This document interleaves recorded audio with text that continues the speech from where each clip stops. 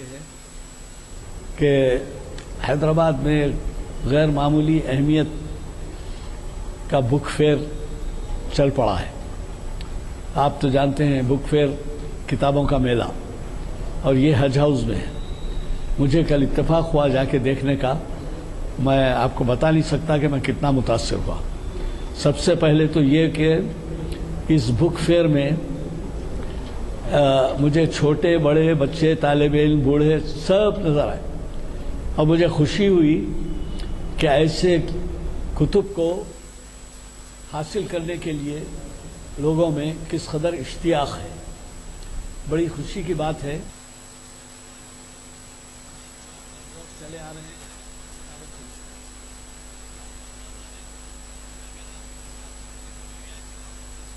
اگر آپ ایک کتاب خریدتے ہیں تو اس میں اردو کی خدمت بھی. اس کی وجہ یہ ہے کہ اس میں کاتب کی پرورش ہوتی ہے، پرنٹر کی پرورش ہوتی ہے، اور مصنف کی پرورش ہوتی ہے. کئی ایسی تصانیف ہیں کہ ان کی مانگ کتابوں میں جو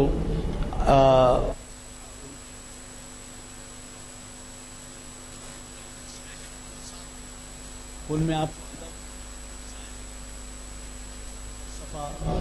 کیا کچھ نہیں ملے گا.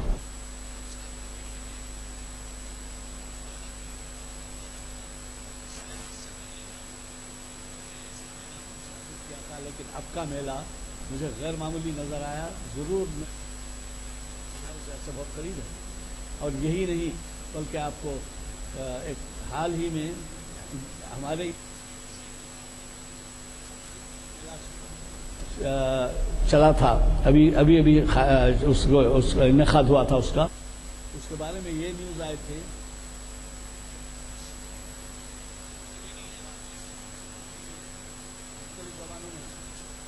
کتابوں کا میلہ ہے، اس میں ہر زبان میں ملیں گے آپ.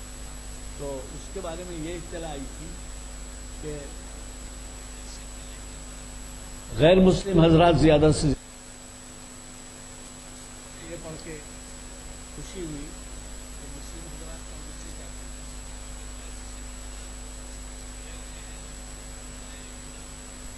پیدا ہوتا ہے اسلام کے بارے میں.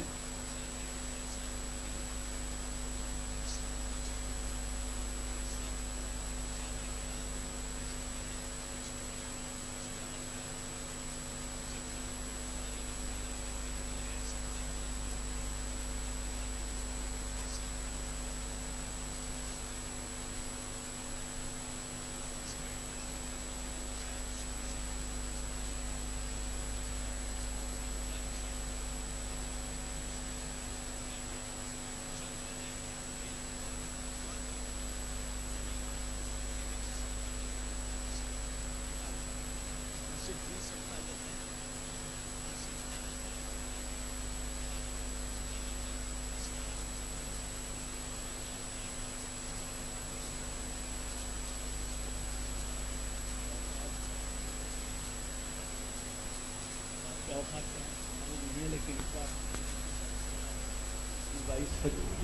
کس بات مجھے اچھی طرح سے نہیں ہوا معلوم ہو جاتا. آپ ضرور اس میلے میں جائیے اور زیادہ سے زیادہ کتب خریدیے، کیونکہ اس سے میں نے جیسے کہا ہماری اردو زبان کے لیے آپ کی خدمت ہوگی. یہی نہیں، وہاں انگلش میں بھی ہے. آپ یہ نہ کہیے کہ میرے بچوں کو اردو نہیں آتی لہذا میں نہیں جاؤں گا، ویسا نہیں. بچے کو لے جائیے، وہ انگلش کی کتابیں دیکھ لے گا، دلچسپ ہے. وہ پورے دینی امور، شرعی معلومات ایسے آپ دیکھ کر اس سے یہ سمجھیں گے کہ ارے بھائی میں تو یہ چاہتا تھا کئی دنوں سے پڑھنا اور یہ نہیں مل رہی تھی. یہ کتاب ہے اس کے اندر، یا یہ مسئلے ہیں. مثلا شرعی احکام کے مطابق وراثت کی تقسیم قرآن مجید میں ہے. تفصیلات میں نہیں جاتا، ٹائم نہیں ہے، لیکن قرآن مجید میں جو وراثت کی تقسیم کے بارے میں ہے اس پہ کتنے لوگ عمل کر رہے ہیں. خود ہم آپ اس میں سے وراثت کی تقسیم کے بارے میں کتنا خیال رکھتے ہیں اور کس قدر اس میں یعنی خلاف ورزی ہوتی ہے اور اس سے ہم گناہ گار بنتے ہیں، اس سے آپ واقف. وراثت کی تقسیم کے اوپر کئی کتابیں انگریزی میں ہیں، اردو میں ہیں، ہندی میں ہیں، سمجھے آپ. تو میرا خیال یہ ہے کہ آپ ضرور استفادہ کریں. میں ہمارے آج کے موقع اس لیے میں نہیں پڑھ رہا ہوں کہ میں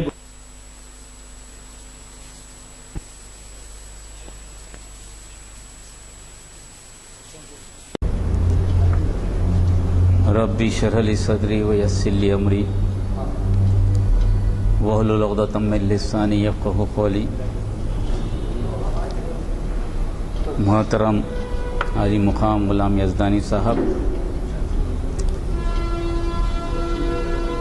میرے دینی بھائی اور سامعین، جب مجھ سے پوچھا گیا کہ تاریخ اسلام کی کلاسز میں ایک عنوان کی ضرورت ہے تو بہت سارے پہلو ذہن میں آئے۔ میں نے کہا کہ بھئی مجھے کچھ وقت دیجیے۔ اس کے بعد میں نے مناسب یہی سمجھا، چاہے جو کچھ بھی حالات ہوں، ہمیں رہنمائی تو تاریخ اسلام سے ہی ملتی ہے۔ تو آج کے موجودہ حالات، چاہے وہ ملکی سطح پر ہوں یا بین الاقوامی سطح پر، جو ہمیں درپیش ہیں، ان حالات میں ہمیں کیا رہنمائی ملتی ہے اور ہمارا لاہ عمل کیا ہونا چاہیے، اس کو میں نے منتخب فرمایا، لوگوں سے مشورہ بھی کیا۔ لوگوں نے کہا کہ ٹھیک ہے، یہی بات پہ، اسی مسئلے پر بات کیجیے۔ یہ اتنا بڑا عنوان ہے اور اس کے مختلف پہلو ہیں۔ ایک تقریر میں شاید اس کو حل کرنا مشکل ہو، مگر اتنا ضرور ہے کہ آپ جیسے ذہین لوگ اگر سامنے ہوں، اشارتاً اور کنایتاً بھی بات کی جائے تو بہت ساری باتیں ایک دوسرے سے منتقل ہوتی ہیں، اور کچھ لاہ عمل بنانے کے لیے کچھ کوشش ضرور ہو سکتی ہے۔ جہاں تک امت مسلمہ ہے، وہ تو کئی نشیب و فراز سے گزر چکی ہے۔ ان حالات میں اس نے اپنے آپ کو پایا بھی ہے اور اس سے بڑی سرخرو ہو کر بھی نکلی، اور یہ حالات اس کے لیے نئے نہیں ہیں، مگر موجودہ حالات کچھ عجیب سا رخ اختیار کیے ہوئے ہیں۔ اس میں عالمی سطح پر نہ جانتے ہوئے بھی، نہ تشہیر کرتے ہوئے بھی، دو گروہ سامنے آ چکے ہیں۔ ایک گروہ جو وسائل و ذرائع کے ہوتے ہوئے بھی فقیر ہے، اور دوسرا گروہ انہی کے وسائل و ذرائع پر عمل کرتے ہوئے قوی بھی ہے، امیر بھی ہے، اور باضابطہ طاقت رکھتا ہے۔ یہ حالات کیوں پیدا ہوئے اور اس میں ہمیں کیا کرنا چاہیے، تو اس پر تھوڑی سی ہمیں گفتگو کرنا ہے۔ اسی دوران میں ایک بڑا حادثہ بھی اس ملک میں پیش آیا۔ وہ حادثہ یہ ہوا، 1925 سے جو تحریک شروع ہوئی تھی ہندوستان میں، اس تحریک نے بالآخر اس سال اقتدار پر قبضہ جمایا ہے۔ وہ تحریک کیا چاہتی ہے، جس سے آپ اچھی طرح واقف ہیں، اس میں جانے کی ضرورت نہیں۔ یہ ملک ہمارا ملک، اس میں ہمیں کسی ثبوت دینے کی یا کوئی شہادت دینے کی قطعی ضرورت نہیں ہے، نہ تو ہماری فرما برداری پر شک کرنے کی کوئی گنجائش ہے، نہ ہمیں یہ کہنے کی ضرورت ہے کہ ہمارے حقوق دیے جائیں۔ مگر یہ ضرور ہے کہ اس ملک میں ہم اپنی پہچان اور شناخت کو باقی کیسے رکھیں ان حالات میں، اس پر مقرر کیا کئی مرتبہ غور کرنے کی ضرورت لاحق ہو گئی ہے۔ جو تبدیلیاں اس معاشرے میں آ رہی ہیں، آہستہ آہستہ ہر سطح پر، سماج کے ہر سطح پر جو تبدیلیاں آ رہی ہیں، وہ تبدیلیاں آپ کو ایکا و تنہا کرنے پر تیار ہیں۔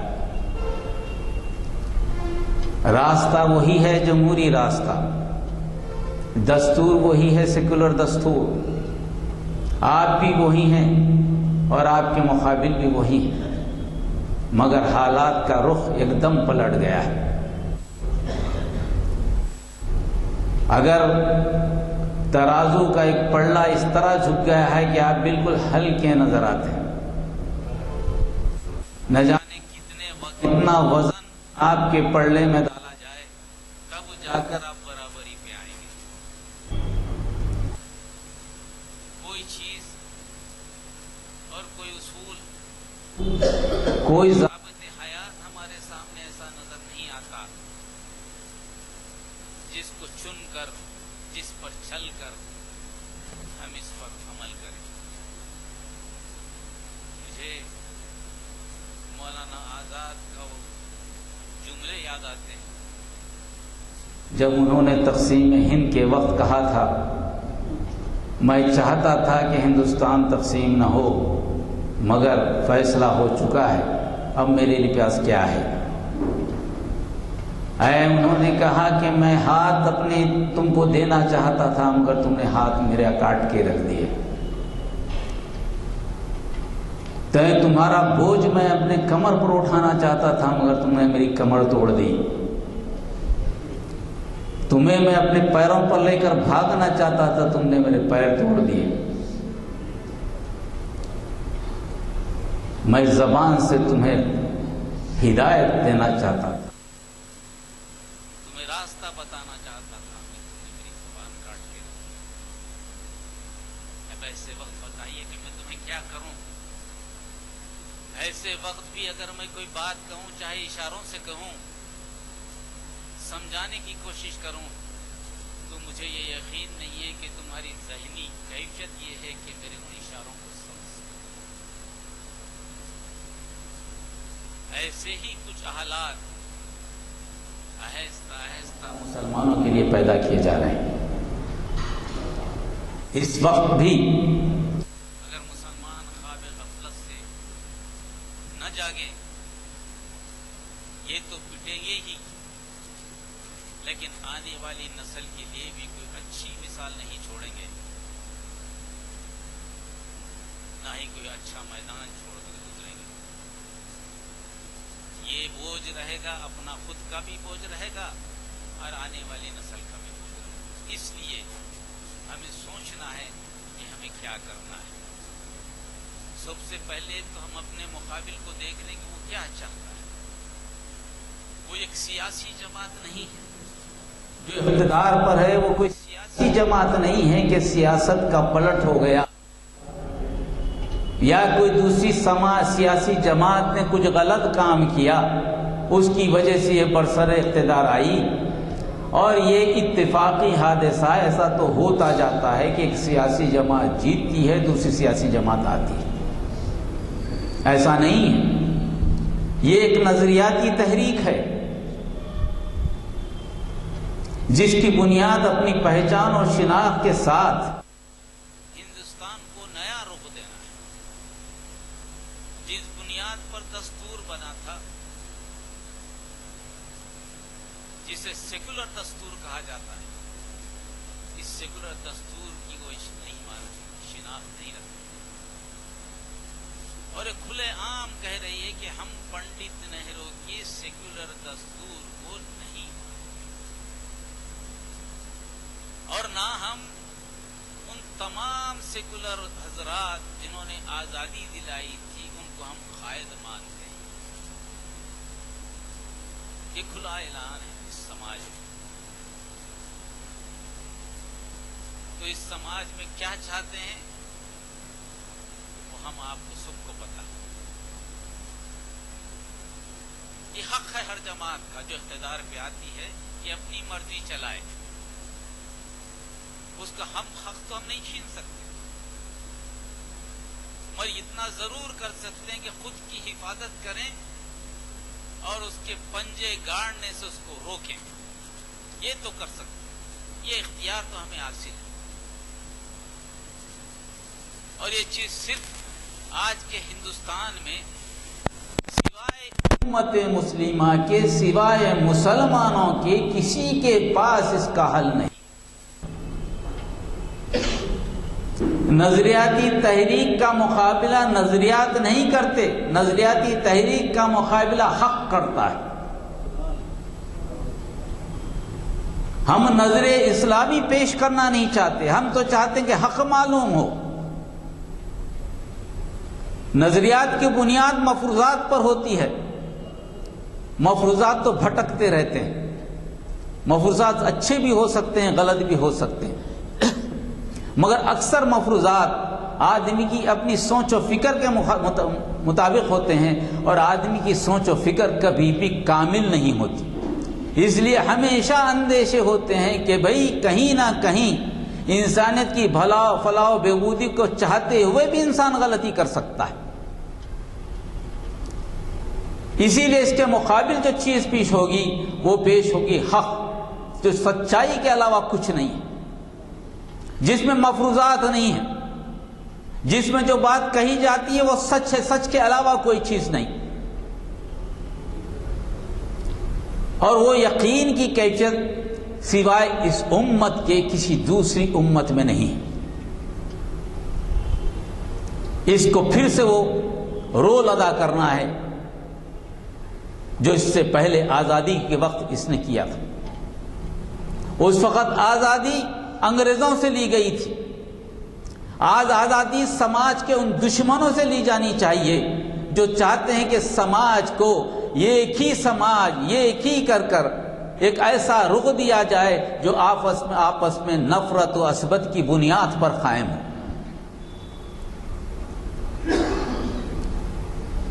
اس کی بنیاد میں اور اس کی روشنی کے لیے میں نے قرآن کی آل عمران کی آخری آیت چنی ہے جو ہماری رہبری کرتی ہے، کیونکہ ہمارے پاس سوائے قرآن اور رسول اکرم صلی اللہ علیہ وسلم کے علاوہ ہمارے پاس کوئی لائے عمل تو ہو نہیں سکتا۔ کوئی ایسا زندگی کا مسئلہ نہیں ہے جس میں رسول اکرم صلی اللہ علیہ وسلم نے ہدایت نہیں فرمائی، رہنمائی نہیں فرمائی، قرآن نے اس کا حل نہیں بتایا۔ ایسا کوئی مسئلہ نہیں ہے زندگی میں۔ یہ اور بات ہے کہ ہم کبھی کبھی اس کو بھول جاتے ہیں، اس کی طرف راغب نہیں ہوتے۔ چھوٹی سی آیت ہے جس میں 4 اصول بتائے گئے ہیں، اگر وہ اصول ہمارے سمجھ میں آ جائیں پھر سے امت مسلمہ انسانی حقوق اور کی علم برداری کا کام کر سکتی ہے۔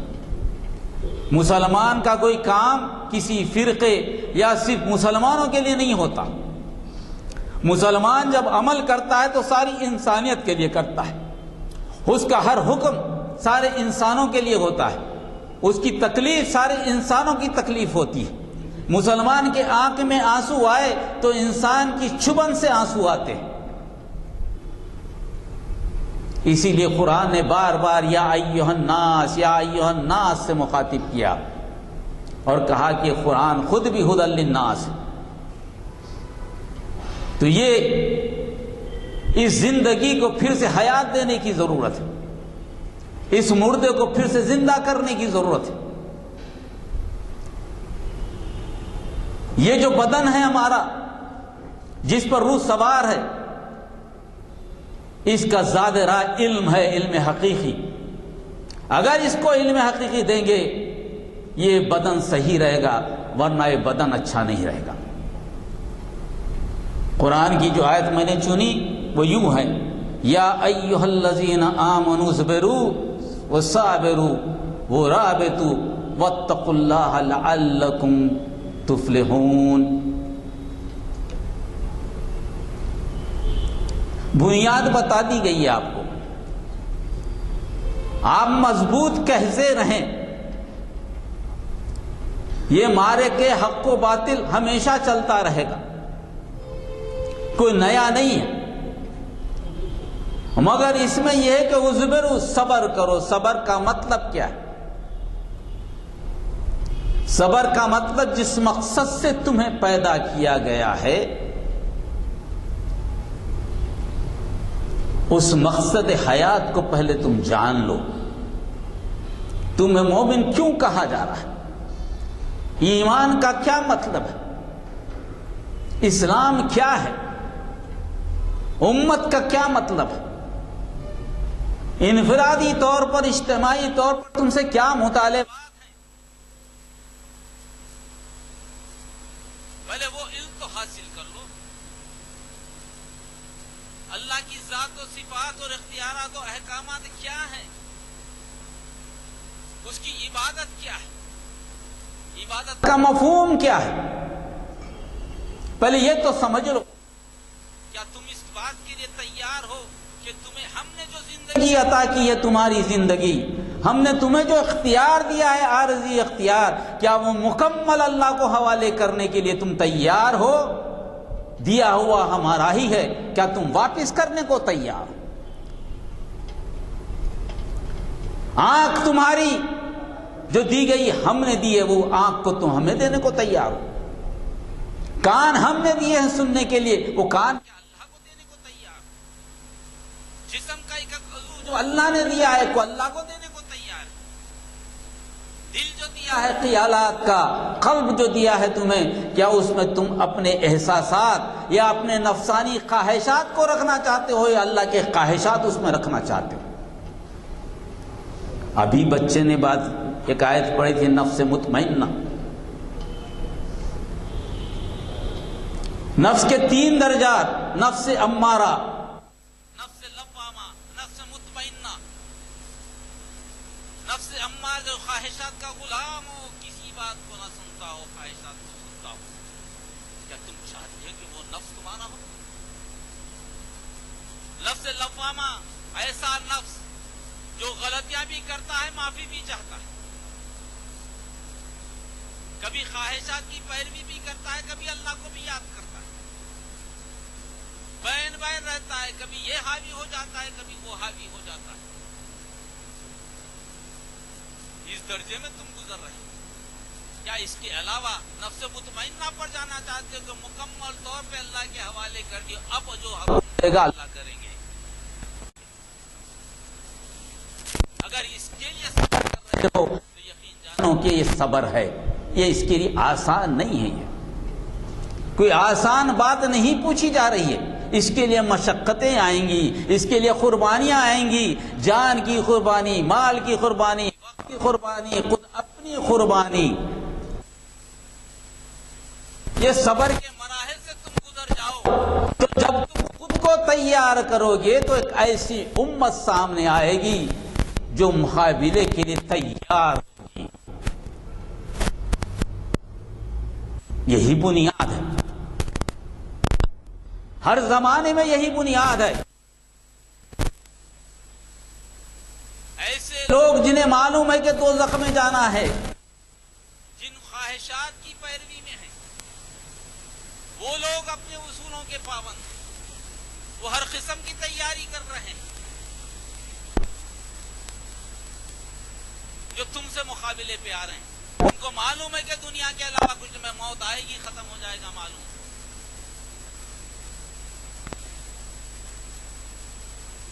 عارضی فائدے کے لیے جان دیتے ہوئے نظر آئیں گے. تلنگانہ کی ریاست میں جل کے مر گئے، ہوگا یہ اپنی پہچان. زندگیاں چلے گئیں. کئی ایسے تحریکات ہوتی ہیں جن میں زندگیاں چلی جاتی ہیں. ان کا اپنا صبر ہے اپنے معاملہ میں، مگر تمہارا صبر الگ ہے.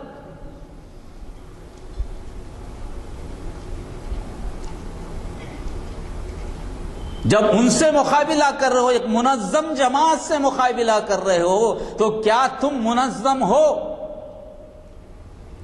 اگر منظم نہیں ہو تو تم مقابلہ نہیں کر سکتے، قطعی نہیں کر سکتے.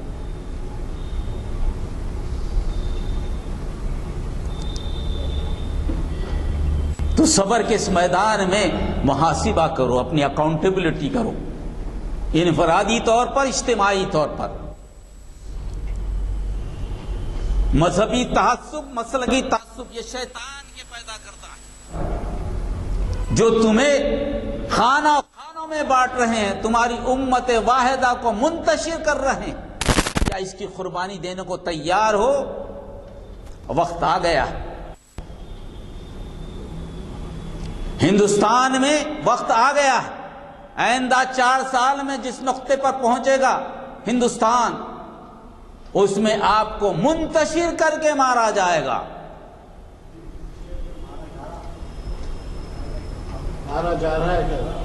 تو اس میں جو ہے ذہن میں رکھیے، اگر اب بھی اپنی جگہ رہتے ملت کے تصور سے اپنے آپ کو نہیں جوڑیں گے، صبر کے اس میدان میں نہیں لائیں گے جہاں مقابلہ کرنے کی سہولت پیدا ہو، مقابلہ کرنے کے تم قابل ہو، اس وقت تک صبر کا یہ پیمانہ یا صبر کا یہ معیار تم حاصل نہیں کر سکتے، مقابلہ نہیں کر سکتے۔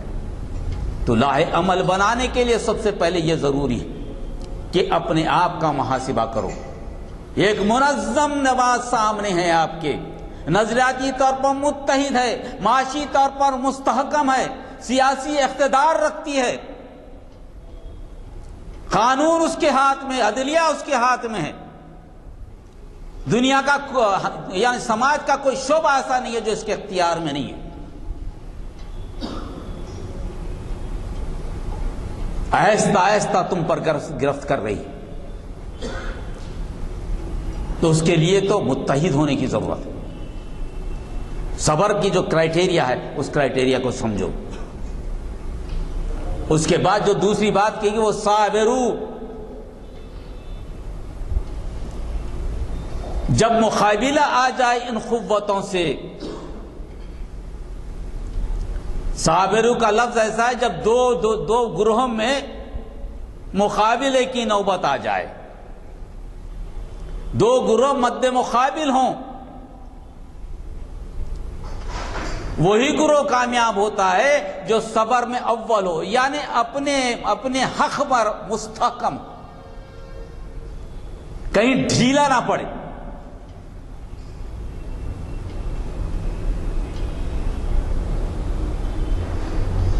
کہیں مصلحتوں سے کام نہ لے، مصالحتوں سے کام نہ لے، کہیں کمپرومائز نہ کرے اپنے اصولوں اور قوانین پر، چاہے کچھ ہو جائے، چاہے اس میں کوئی بھی نقصان ہو، کوئی بھی قربانی دینی پڑے، اس کے لیے ذہنی طور پر تیار رہے۔ ایک طرف حق ہے، دوسری طرف باطل ہے، باطل بھی قربان ہونے کو تیار ہے۔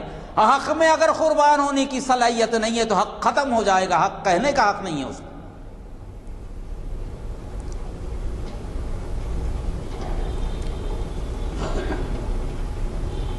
ہر لحاظ سے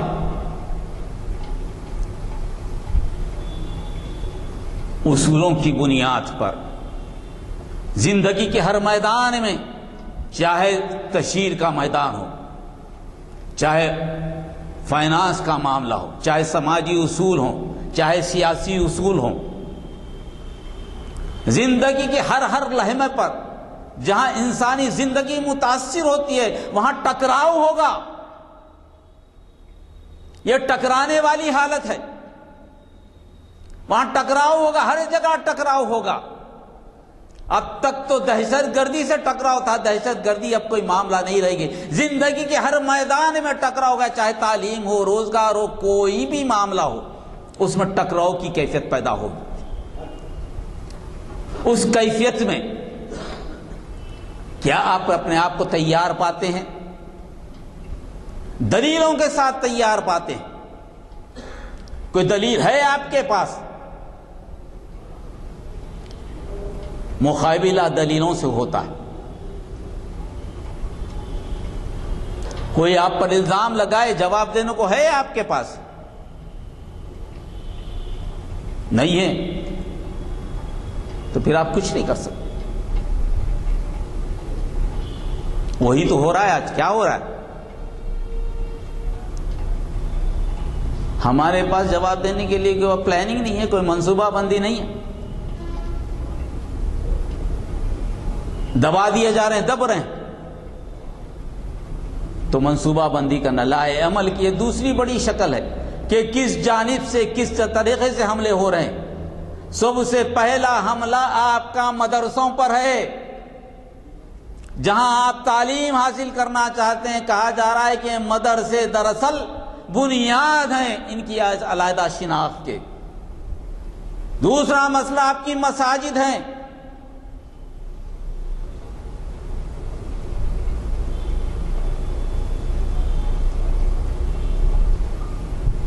تیسرا مسئلہ آپ کے عقائد ہیں، جن میں ہمارا اختلاف ہے، مسلکوں میں بٹے ہیں، وہ الگ مسئلہ۔ یہ سارے مسائل میں جیسے جیسے آئیں گے وہ صابرو، یعنی آپ محاذ-آرائی کے لیے تیار ہو جائیں، ہر قسم کی محاذ-آرائی، سیکولر حکومت، جمہوری حکومت میں جو آدمی جمہوریت کو استعمال کر کے اپنے نظریات پھیلا رہا ہے، اس جمہوری حکومت میں آپ کو بھی پورا پورا اختیار ہے۔ آپ کہاں غائب تھے؟ کہاں سو رہے تھے ان 60 سالوں میں؟ جب وہ تو قابو اقتدار میں آ گئے، آپ تو ایسے ہٹ گئے، تو کیوں ہٹ گئے؟ کس وجہ سے ہٹ گئے؟ کبھی غور و فکر کیا ہے اس معاملے میں؟ کیا آپ اس محاذ-آرائی کے لیے تیار ہیں؟ اس سیاسی گروہ کی تیاری کے لیے تیار ہیں تو ٹھیک ہے۔ الہ عمل میں دوسرا اہم پہلو،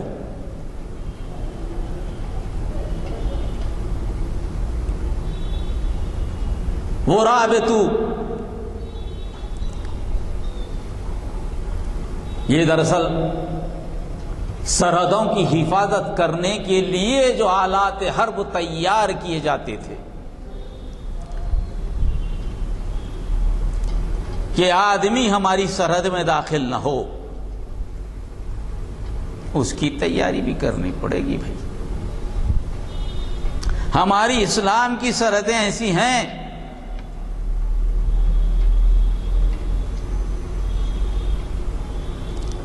ہم یہاں تک کنٹریبیوٹ کر سکتے ہیں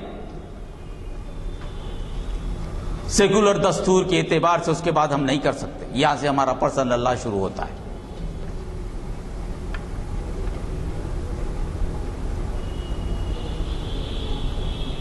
پردے میں کوئی کمپرومائز نہیں ہو سکتا، چاہے علی گڑھ مسلم یونیورسٹی کا مسئلہ کر کے کوئی مسئلہ نہ بنا دیا جائے۔ عورتوں کے لباس پہ، بچوں کے لباس پہ کوئی کمپرومائز نہیں ہو سکتا۔ ہمارے میں کیا اتنے گٹس ہیں؟ اتنے ٹی وی کے انٹرویو سنیے آپ، کسی کو یہ کہتے سنے کہ مسلمان بچوں کے لیے بھی پردے کے لیے لباس متعین کیا گیا ہے اسلام کے لیے، یہ کہنے کی ہمت ہمارے پاس نہیں ہے۔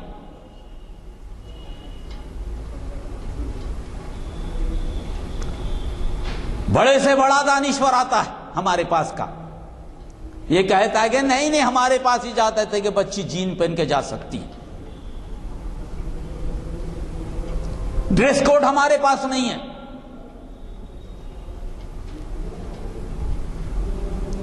یہ کیسے سنبھالیں گے ہم اس قانون کو؟ حالانکہ ڈریس کوڈ صرف مسلمانوں کے لیے نہیں ہے، پردہ صرف مسلمانوں کے لیے نہیں ہے، کیونکہ ہمارے پاس گٹس نہیں، ہم جانتے نہیں دوسرے مذاہب کے بارے میں، اس لیے کہتے ہیں کہ پردہ صرف اسلام میں۔ یہ ہماری اپنی کمزوریاں ہیں۔ پردہ تو ہر مذہب کی بنیادی حق رہا ہے۔ جو لوگ ہمارے مد مقابل ہیں ان کے خود میں حق ہے کہ لکشمن جی سے جب شری رام نے یہ پوچھا، جب مالا ملا تو کہا کہ یہ مالا کیا سیتا کا ہے؟ کہیں اغوا کر کے اس راستے سے تو نہیں لیا گیا۔ لکشمن جی نے کہا کہ یہ مالا تو ہے، کیا تجھے معلوم ہے کہ سیتا جی کا ہے، تیری بھابھی کا ہے؟ لکشمن نے تاریخی جواب دیا، بھیا میں نہیں جانتا، میں نے کبھی بھابھی کی صورت نہیں دیکھی، کبھی آنکھ اٹھا کر ان کے چہرے کی طرف نہیں دیکھا۔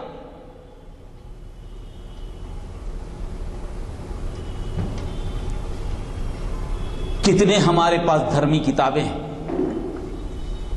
جس میں عورت سے کہا گیا، خود منو سمرتی میں کہا گیا کہ عورت جب سامنے آئے مردوں کے تو چہرے پہ ایسا نقاب ڈالے کہ صورت اس کی نظر نہ آئے، سوائے شوہر کے کسی کو صورت نظر نہ آئے۔ کیوں شرماتے ہیں بولنے کے لیے؟ منوسمرتی میں ابھی بھی لکھے کہ عورت کے کوٹ کیا ہونے چاہیے، اس کا لباس ایسا ہو کہ جسم کے اس کی کرلی جسم نہ دکھے، بدن نہ دکھے اس کا۔ ہم کیوں شرماتے ہیں؟ کرسچنوں میں ننس ہم کو نظر نہیں آتے؟ تعجب ہوا مجھے، بڑے بڑے لوگوں کو میں نے سنا، سوال کیا جا رہا ہے، سامنے والا سوال کر رہا ہے، اینکر تو جواب دینے کی ہمت نہیں ہے ہمارے پاس، گھبرا رہے ہیں کہیں اسلام پہ حرف نہ آ جائے کہ اسلام جو ہے نا بیکورڈ مذہب ہے، نعوذ باللہ من ذالک۔ یہ مسلمان ہیں جنہیں دیکھ کے شرمائیں یہود، وضع میں تم ہو نصارہ تو تمدن میں ہنود۔ ایسا نہیں چلے گا بھائی، اب آپ کو حق بات کی طرح بولنا پڑے گا، یہ ہمارا کوڈ ہے، ہم اس کو نافذ کرنا چاہ رہے ہیں، یہ ہمارا اختیار ہے، ہم کسی کو مجبور نہیں کر رہے ہیں، مسلمانوں کو بھی مجبور نہیں کر رہے ہیں کہ پہنو، مسلمان لڑکیوں کو بھی نہیں کر رہے ہیں کہ پہنو یہ، مگر اسلام میں کوڈ یہ ہے، چونکہ ہمارا اختیار نہیں ہے اس دنیا اس ملک میں کہ ہم کہیں گے مسلمان کو یہ پہنو، ہم نہیں بول سکتے کہ کس کو معلوم کہ کون مسلمان ہماری بات مانے گا نہیں مانے گا، مگر ہر مسلمان یہ تو کہے گا کہ اسلام کا کوڈ یہ ہے، یہ کہنے کی بھی ہمارے میں ہمت نہیں ہے۔ ارے یہ بہترین موقع ہے تبلیغ دین کا، کئی لوگ جو کہہ رہے ہیں کہ بھائی ڈریس، لڑکی کے ڈریس ایسا ہونا چاہیے کہ لوگوں کی نظر نہ پڑے، ساری عورتیں کہہ رہی ہیں کہ اس نے غلط کیا۔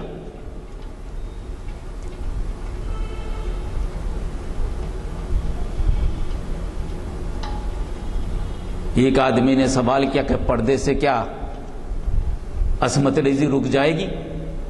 پردہ عصمت ریزی کو روکے گا؟ میں نے کہا کہ نہیں، ایسا تو ہم نے نہیں کہا، عصمت ریزی کی شرح کو کم کرے گا، ہم یہ کہہ رہے ہیں۔ ہم یہ کب کہہ رہے ہیں کہ پردہ روک دے گا؟ اسلام ماحول ایسا بناتا ہے جہاں گناہ کی گنجائش نہ ہو، گناہ نہیں ہوگا، بلکہ ہم کب کہہ رہے ہیں؟ تو ماحول ایسا بناؤ کہ گناہ نہ ہو سکے، تو ماحول ایسا بنا رہے کہ گناہ کو دعوت دے رہے ہیں۔ ہمارے اور اسلام میں یہ فرق ہے، تمہارے اور ہمارے اسلام میں یہ فرق، یہ بتانے کے لیے ہمیں ہمت کی ضرورت ہے۔ ہم یہ نہیں کہہ رہے ہیں کہ اسلام یہ نافذ کرے، مسلمانوں پہ نافذ کرے، نہیں، مگر بولنا تو پڑے گا نا، کیونکہ دنیا پیاسی ہے، جاننا چاہتی ہے کہ اس کا حل کیا ہے۔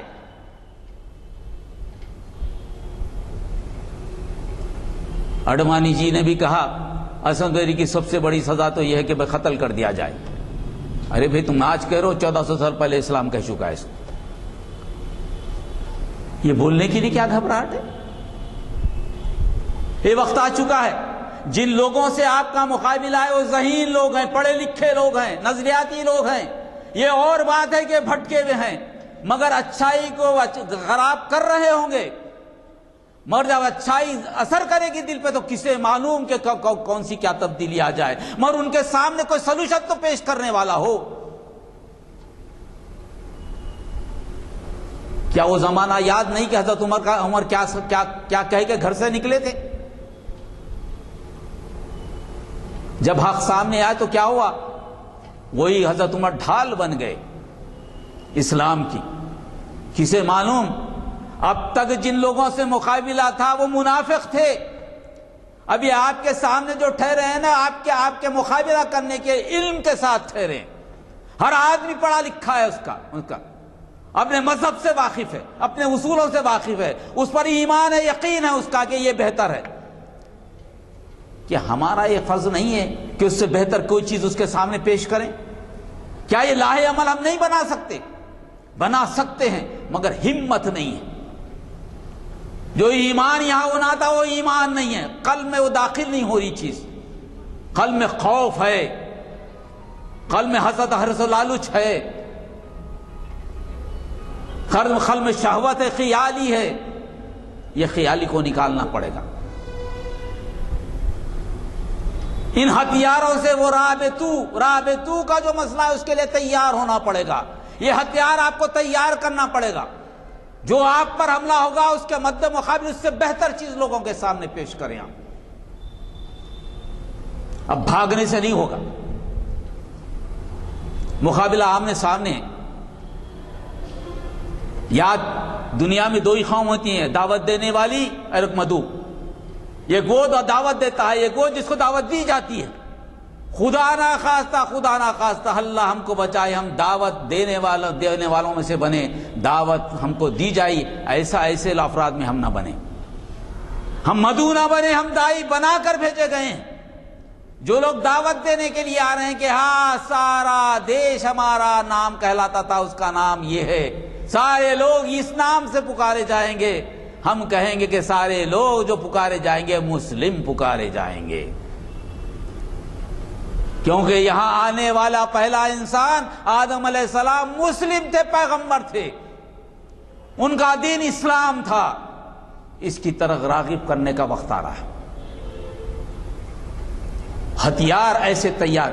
آپ کی سرحدوں کی حفاظت کرنے کی ضرورت ہے، آپ کے عقائد کی حفاظت کرنے کی ضرورت ہے، توحید کی حفاظت کرنے کی ضرورت ہے، رسالت کی حفاظت کرنے کی ضرورت ہے، اور آخرت کی حفاظت کرنے کی ضرورت ہے.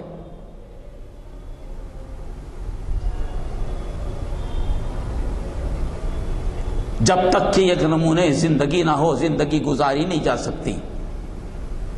مختلف 30 کروڑ نمونے زندگی میں زندگی گزرتی نہیں. ایک ہی نمونے زندگی ہوگا تو زندگی کامیاب ہوگی. یہ دلیل دینے کے لیے ہمت چاہیے، یہ دلیل دینے کے لیے جرأت چاہیے. آج معاملہ دلیلوں کا ہے، علم کا معاملہ ہے. ہتھیاروں کی جنگ نہیں ہے یہ سماج میں، علم کی جنگ ہے.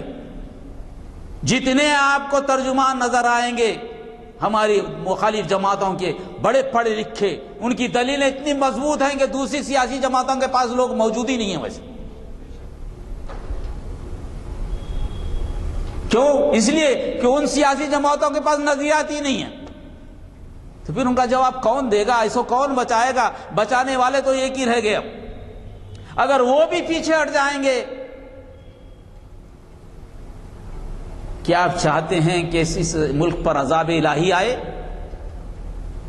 کیا ہم یہ پسند کریں گے؟ یہاں قوم لوط کا عمل جو ہے قانونی حیثیت اختیار کر لے؟ کیا ہم پسند کریں گے کہ پراسٹیٹیوشن کو قانونی حیثیت مل جائے، جس کا ڈسکشن ہو رہا ہے آج ہندوستان میں؟ عورت کا تحفظ یہ ہے، اس کے زندگی کے گزارنے کے لیے اس کے جسم کو بیچنا پڑے، وہ قانون بن جائے. خدا کے لیے جاگیے اس مسئلے. یہ وقت آ چکا ہے، آہستہ آہستہ چیزیں سامنے آ رہی ہیں. ایک فرد کو بیٹھ کر سوچنا پڑے گا بحیثیت مسلمان میری کیا ذمہ داری ہے. میری ذمہ داری صرف گھر کے حد تک نہیں ہے. گھر تو آپ کو دیا گیا تھا تاکہ وہ ذمہ داری کو نبھائیں، اچھا نبھائیں، تاکہ باہر کی اجتماعی زندگی کو آپ نبھا سکیں. ایک تجربہ ہے گھر سب کچھ نہیں ہے. مرد کو بنایا گیا ہے کہ تجربہ حاصل کرے گھر کو سنبھالنے کے لیے، تاکہ وہ ملک کو سنبھالے، ساری دنیا کو سنبھالے. مگر ہم تو اسی میں پھنس گئے، اسی سے نکل نہیں پاتے. ہماری جو سرحدیں آ رہی ہیں، ایک لمحے کو سوچئے سماجی طور پر کیا ہو رہا ہے، عورت کے مقام کو کیا ہو رہا ہے. آج کھلے عام بیٹھ کر بے حیائی کی باتیں فیشن بن گئی.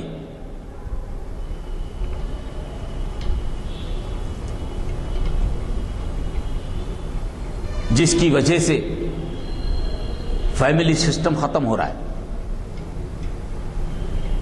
اس کو جوڑنے کی کوشش کر رہی ہے مخالف جماعت.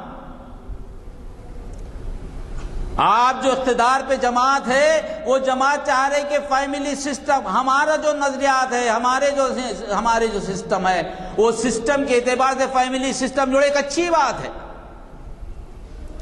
عورت کی عزت وہ اچھی بات ہے، بڑوں کا احترام وہ اچھی بات ہے. تعلیم ایسی ہو جس میں کہ ہماری اپنی شناخت، بہت اچھی بات ہے، اصول اچھے ہیں. مغربی تہذیب سے ہم متاثر ہو کر بھٹک نہ جائیں، بہت اچھی بات ہے، کئی چیزیں اچھی ہیں، مگر جہاں جا کر بنیادی طور پر بات آنی چاہیے کہ اچھی چیز کیا ہے، اچھی چیز کیا نہیں ہے، کہاں سے معلوم ہو، وہاں جا کے بات اٹکتی ہے۔ اگر وہ حق کی طرف سے ہے، خالق کائنات کی طرف سے ہے تو سچ ہے، اگر انسان کی سوچ سے سچ ہے تو وہ سچ نہیں ہو سکتا۔ یہ تین بنیادی باتوں کے بعد چوتھی جو بات کہیے واتقوا اللہ، ان تینوں معاملات پر بری، جہاں اپنی زندگی انفرادی اور اجتماعی زندگی کے لیے صبر کی گنجائش، یعنی اپنے قانون کو مضبوطی سے چلنا، ہر مشقت کو برداشت کرنا، ہر قربانی کو دینے کے لیے اپنے آپ کو تیار کرنا، نہ انفرادی پر اجتماعی طور پر۔ دوسرا، اپنی پوری جماعت کو دوسری جماعت کے مقابل کھڑا کرنے کے لیے ذہنی طور پر تیار ہونا اور سارے ہتھیار کے ساتھ تیار ہونا اندرونی لڑائی کے لیے۔ تیسری چیز کہ اپنی سرحدوں کو اچھی حفاظت کر لو ہر قسم کے ہتھیار سے، دلیلوں کے ساتھ۔ ان سارے چیزوں کے باوجود بھی اللہ سے ڈرتے رہو، اپنی ذات کے واسطے کچھ مت کرو، اگر کرنا ہے اللہ کے واسطے کرو، اس امت کے واسطے کرو، لوگوں کی بھلائی کے لیے کرو۔ کوئی عمل تمہارا ذاتی فائدے کے لیے نہ ہونا چاہیے، شخصی فائدے کے لیے نہیں، اللہ کے فائدے کے لیے ہونا چاہیے۔ یہ ایک بنیادی بات آج کے ماحول میں آپ کو ہم کو تیار ہونا ہے، ہم بچ نہیں سکتے۔ اب تک معاملہ یہ تھا کہ کوئی وہ جماعت بچا دے گی، یہ جماعت بچا دے گی، کوئی جماعت بچانے والی نہیں ہے۔ اب آپ بچنا ہے تو آپ ہی کو بچنا ہے، اور کوئی دوسرا نہیں بچا سکتا۔ تو یہ چار عنوان میں نے رکھے ہیں، تو انشاءاللہ ایک ایک عنوان پر کبھی ہوگا تو تفصیل سے بات کریں گے۔ اصبروا کا کیا مطلب، صابروا کا کیا مطلب، رابطو کا کیا مطلب، کون کون سے سماج میں مسائل آ رہے ہیں، کبھی ایک بات ہوگی تو اس پہ تفصیل سے بات کریں گے، کیونکہ خالی آپ انٹروڈکشن کے اعتبار سے، تعارف کرانے کے اعتبار سے لاہ عمل کی میں نے آپ کو بنیادیں بتائی، کیونکہ لاہ عمل صرف اسلام سے مل سکتا ہے، ربی کریم صلی اللہ علیہ وسلم کو دوسری طرف جانے کی قطعی ضرورت نہیں۔ آپ نے محسوس کیا ہوگا